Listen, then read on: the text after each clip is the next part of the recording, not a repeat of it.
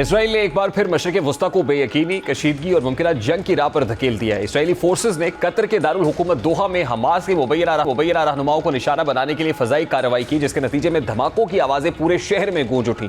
اسرائیلی حکومت نے اسے دہشت گردوں کے خلاف دفاعی اقدام قرار دیا ہے، لیکن اس کارروائی نے عالمی سطح پر ایک سنگین قانونی اور اخلاقی بحران کو جنم دیا ہے۔ بین الاقوامی قوانین، خاص طور پر اقوام متحدہ کے چارٹر کا آرٹیکل 2 ہے، جس کی سب کلوز 4 ہے، کسی بھی خود مختار ریاست کے خلاف طاقت کے استعمال کو سختی سے ممنوع قرار دیتا ہے، سوائے اس کے کہ اقوام متحدہ کی سلامتی کونسل کی منظوری حاصل ہو یا ملک خود دفاع کے تحت کارروائی کرے۔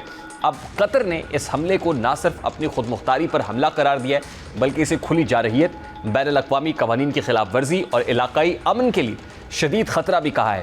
قابل غور پہلو یہ ہے کہ قطر اور اسرائیل کے درمیان نہ تو براہ راست جنگ ہے، نہ کوئی عسکری جھڑپ، اور نہ ہی ایسا فوری خطرہ موجود تھا جسے خود دفاع کے زمرے میں رکھا جا سکے۔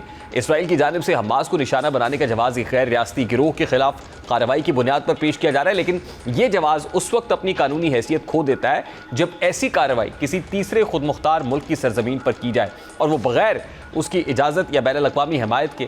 اس تناظر میں یہ اقدام نہ صرف بین الاقوامی قانون کی شدید خلاف ورزی ہے، بلکہ جارحیت کے زمرے میں بھی آتا ہے۔ اس کے علاوہ بین الاقوامی انسانی قوانین جیسا کہ جنیوا کنونشنز، تنازع کے دوران تناسب اور شہریوں کے تحفظ جیسے اصولوں پر زور دیتے ہیں۔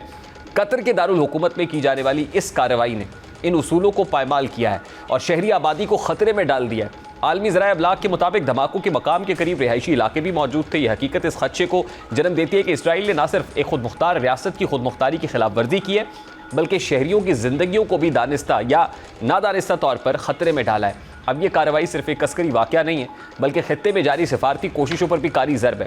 قطر ان چند ممالک میں شامل ہے جو اسرائیل اور حماس کے درمیان جنگ بندی، قیدیوں کے تبادلے اور انسانی امداد کی راہ ہموار کرنے کے لیے ثالثی کا کردار ادا کر رہا تھا۔ اس موقع پر قطر پر حملہ صرف ایک ملک پر نہیں، بلکہ امن کی کوششوں پر حملہ سمجھا جا رہا ہے۔